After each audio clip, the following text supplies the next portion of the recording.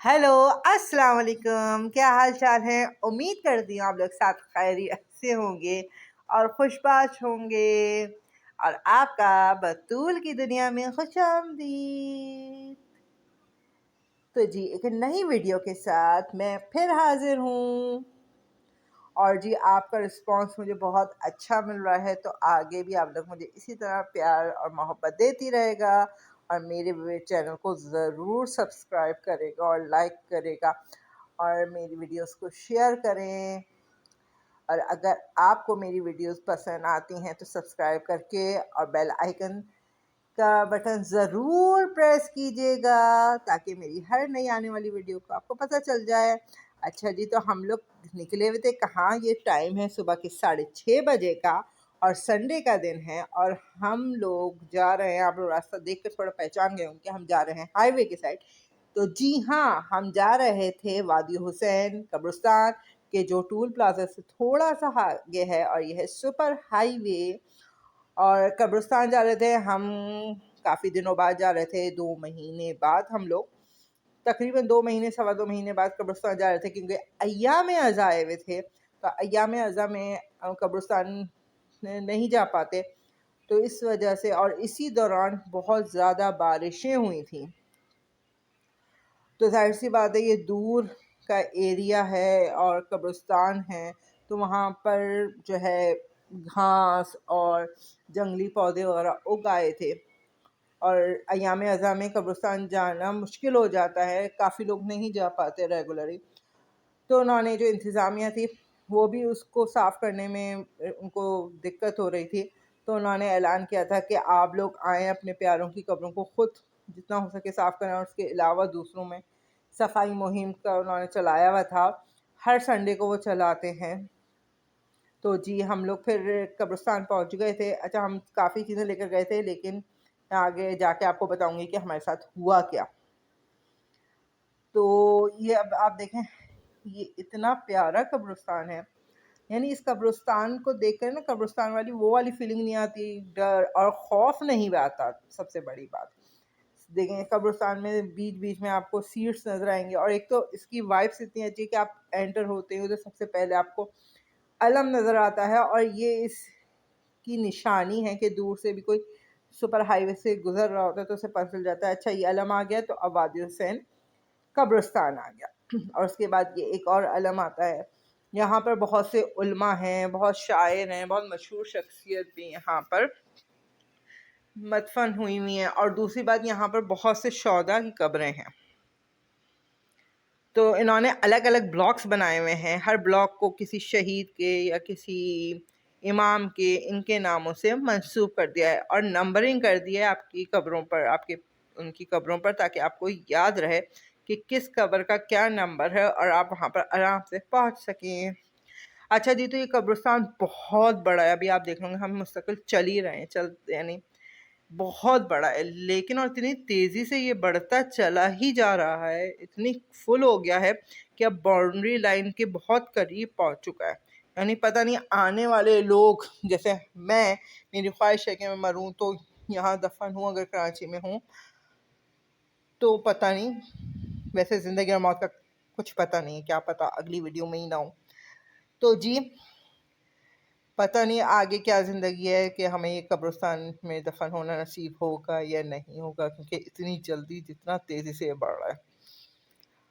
और जाहिर सी बात है, आप देख रहे हैं कितना हरियाली है इस कब्रिस्तान में, यानी कितने पौधे वगैरह लगाए हुए गए हैं। लेकिन जो जंगली पौधे और वो उगाए हैं उनकी भी सफाई जाहिर सी बातें की जाती है।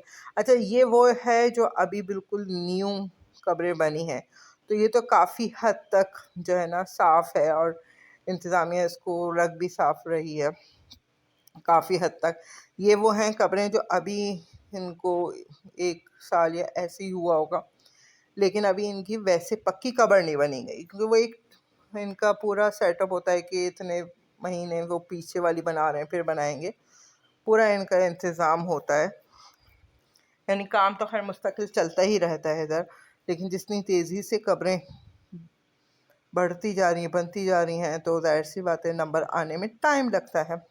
तो यहाँ पर आपने देखा होगा नूहा खान नासिर की कब्र थी, उससे आगे ही आकर ये कब्र है मेरी दादी की सबसे छोटी बहन की, यानी मेरे अब्बू की खाला की। तो हम लोग जब आए थे तो सबसे पहले इन्हीं की कब्र पे हम लोगों ने फातिहा और फूल वगैरह डाले थे। तो सबसे पहले हम इनकी कब्र पे आए थे, और इनके बिल्कुल पीछे पे ही नौहा खान जो नासर उनकी है। और ये देखें, इसको देखकर पता नहीं क्यों मुझे जन्नतुल बकी की वो आ रही थी कि इस तरह से कब्रें हैं, सिर्फ निशान लगे हुए हैं कब्रों पे। और ये आपको बीच में देख रहे होंगे, ये कब्रों के बीच में ज़ाहिर अभी नई नई बनी है तो अभी इसको फिल नहीं किया गया, प्रॉपर रास्ता नहीं बनाया गया, लेकिन बेंचेस हैं अभी भी। आप देखें उन्होंने बेंचेस लगा दिए कि जो आए वो बैठ सके। और ये है मेरे चच्चू की, जैसे कि मैंने आपको बताया था कि ईद से पहले रमज़ान में मेरी चच्चू की डेथ हो गई थी, तो ये उनकी कब्र है। ये तो बिल्कुल ही ज़ाहिर सी बात है रिसेंट कब्रों में से है। तो इसके पीछे अभी है ना, ये देखें साइड में, ये अभी इन्होंने पूरा फिल नहीं किया है, अभी सिर्फ इसी तरह की बनाई हुई है ताकि फिर ये फिल हो जाते तो आसानी हो जाती है आने जाने में। तो ये इतना कम वो था कि मैं तो नहीं जा पाई। मैंने कोशिश भी की तो मैं नहीं जा पाई कि मुझे डर लग रहा था कि ऐसा ना हो कि मेरा पैर गए और मैं नीचे ही गिर जाऊँ। तो मैंने दूर से ही फातिहा वगैरह और जो भी सूरतें पढ़नी थी वो पढ़ी थी। मेरी बहन ज़रूर चली गई थी, लेकिन मुझे बहुत डर था। अब ये देखें, ये इस तरह ये हाल हुआ है, ये इतनी बड़ी बड़ी घास हो गई है, लेकिन इंशाअल्लाह ताला काम देखें, आप देख रहे होंगे लोगों ने जलाने की भी कोशिश की है कि जल जाए वो हो जाए। तो इंशाअल्लाह ताला काम शुरू हो गया है और बहुत जल्द वादी हुसैन पहले की तरह हो जाएगा।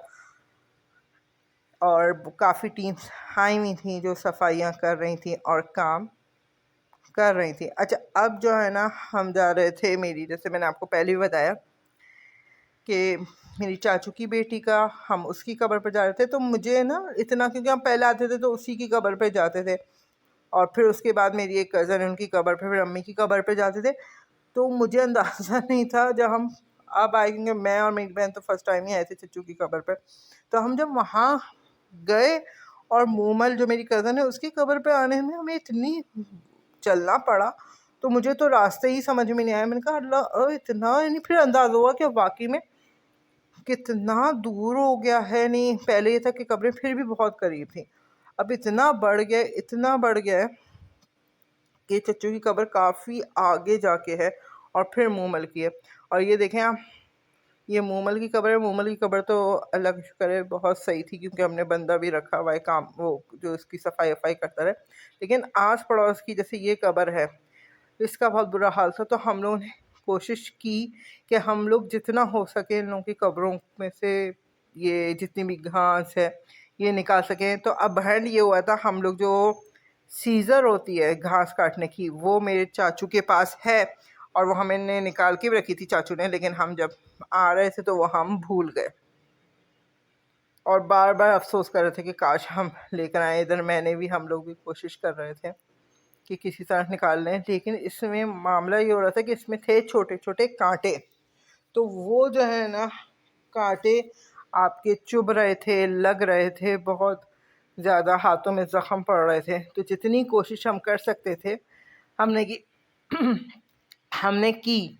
अब ये मूमल की कब्र पे भी ये था कि घास जली हुई थी और जो पौधे पहले लगाए थे वो जल गए थे, लेकिन फिर भी इतना बुरा हाल नहीं था। पानी वानी डला हुआ था। बाकी कब्रों पे तो पानी का भी सिस्टम यहाँ पर थोड़ा प्रॉब्लम हो जाता है, कभी पानी ख़त्म हो जाता है। और ये मेरी एक और कज़न की है, उनकी उस पर भी बहुत घास निकल आई थी, लेकिन बहुत हम लोगों ने कोशिश की कि किसी तरह से हम इस घास को जैसे वो करें, लेकिन इसमें तो बहुत ही ज़्यादा काटे थे, लेकिन कोशिश करके हमने काफ़ी हद तक साफ़ कर दी थी। अब ये आप देखें इधर फिर हम आ गए थे अम्मी की कब्र पर।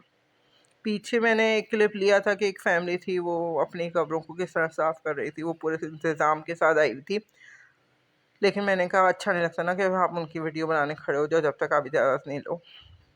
तो ये अम्मी की कब्र पे आपने अगर पहली वीडियो में कभी देखा हो तो फूल लगे हुए थे, वो फूल गायब थे, वो फूल गायब थे, लेकिन फिर भी काफ़ी बेहतर थी कब्र, और यानी इसमें कुछ भी नहीं था। तो और बाकी पानी वानी डाल कर खैर हमने उसको किया, साफ़ कर दिया था। जो भी गंद हुई हुई थी यानी मिट्टी आई हुई थी वो तो खैर नॉर्मली आ ही जाती है, लेकिन जो बंदा लगाया था वो मुझे नहीं लगता कि उधर वो पानी वानी भी डाल रहा था। और पीछे मेरे फूफा की कब्र थी। ये फिर हम उनसे कब्र से निकल रहे थे तो ये फैमिली जो ये लोग भी है ना, ये देखें आप किस तरह से ये लोग साफ़ कर रहे थे कब्र को, पूरी झाड़ियाँ वाड़ियाँ और जितने भी इधर पड़े हुए थे। तो मैंने इनसे पूछ रहे थे कि मैं आपकी वीडियो बना लूँ, तो उन्होंने कहा हाँ बना लें, कोई इशू नहीं है। तो ये लोग पूरे उसको साफ़ करते, क्योंकि हम लोगों ने भी जो झाड़ियाँ निकाली थी वो एक साइड पे ही कर दी थी। तो इन सब झाड़ियों को भी ना पॉलीथीन्स में, शॉपर्स में भर रहे थे। ये देखें पीछे आपको शायद नज़र आ रहा हो, तो सारा शॉपर्स में ये भरे हुए रखे हुए थे। अच्छा जी, तो अब हमारे यहाँ सब हो गए थे, हम लोग निकल आए थे। तो ये है मौलाना ज़मीर अख्तर की कब्र, और ये नसीर तुराबी, अल्लामा रशीद तुराबी की बेटे की कब्र है। ये ज़ाहिर सी बात है यहाँ पर कोई ना कोई अपनी प्यारों की कब्रों पर भी आते हैं तो यहाँ पर ज़रूर आ जाते हैं। और ये लालू बादशाह जो हैं शबाब मोमिनीन के, उनकी यहाँ पर कब्र थी। तो इनकी कब्रों पे तो दूसरे लोग भी आकर फूल और सफाई कर जाते हैं। तो इनकी कब्रें तो बहुत बेहतर उस पे थी। और ये वो अलम है, बिल्कुल अलम के पास इन लोगों की कब्रें हैं। तो जो इर्द गिर्द वैसे भी लोग होते हैं तो वो इनकी कब्रों पे आ जाते हैं, लेकिन फिर भी लोग इनकी कब्र की सफाई वगैरह, इस साइड बहुत उस पर सफाइयाँ हो रही थी और कर रही थी। ये देखें यहाँ पर भी मुस्तकिल जितनी भी घास वास थी वो इधर ला के उसको एक जगह जमा कर रहे थे। और ये आ गए हैं ज़ाकरा सरवत अस्करी की, ये भी आई हुई थी और ये जो हैं ये भी इस मुहिम का हिस्सा थी। ये भी सफाइयों में लगी हुई थी, अपने आप सफाइयाँ कर रही थी। और सबसे अच्छी चीज़ मैं आपको बताऊं क्या था कि जो कब्रिस्तान में लोग आ रहे थे और सफाइयाँ कर रहे थे, उनके लिए कुछ वॉलंटियर्स ने और कुछ लोगों ने जो है ना छबील लगाई हुई थी ठंडे पानी की और ठंडे शरबत की। और उस वक्त वाकई में हम लोग गए बहुत जल्दी थे, लेकिन टाइम हो गया तो 9 बजे भी इतनी गर्मी लग रही थी। और मौसम ऐसा चल रहा है कि खुश्क मौसम है, तो उसमें जब ठंडा ठंडा शरबत मिले, ठंडा पानी मिले, हालांकि हम लोग पानी लेकर गए थे अपने साथ, लेकिन वो गर्म हो गया था। तो बस हम निकलते हुए हमने शरबत वगैरह पिया और वापसी में फिर चाचू ने कहा कि कुछ खा लेते, नाश्ता कर लेते हैं। तो फिर हम लोग वापसी में आयशा मंजिल पे धमतल आ गए थे। और यहाँ पर धमतल में ऊपर फैमिली हॉल में बैठे हुए डिस्कशन हो रही है कौन कितनी पूरियाँ खाएगा, और पूरियों का इंतज़ाम हो रहा है। और ये देखें कोई बात हो रही थी जिस पे पॉइंट आउट कर करके वो बोल रहा था मेरा भाई अहमद और मेहदी के लिए कुछ, और मैं, मेरी चाचू और मेरी बहन, हम लोग इस साइड पे बैठे हुए थे। और ये ऑर्डर, ये देखें ये आ गई गरम गरम क्रिस्पी क्रिस्पी पूरियाँ, छोले, हलवा, आलू की तरकारी। तो बस जी फिर हमने ये खाया और फिर हम अपने घर की तरफ निकल गए थे, तो मैंने वीडियो आगे नहीं बनाई। और ये हमने बस, बहुत ज़्यादा हैवी पूरियाँ थी और ये हम खा रहे थे। तो अच्छा जी, आपको मेरी वीडियो अच्छी लगी हो तो लाइक, कमेंट और शेयर ज़रूर कीजिएगा।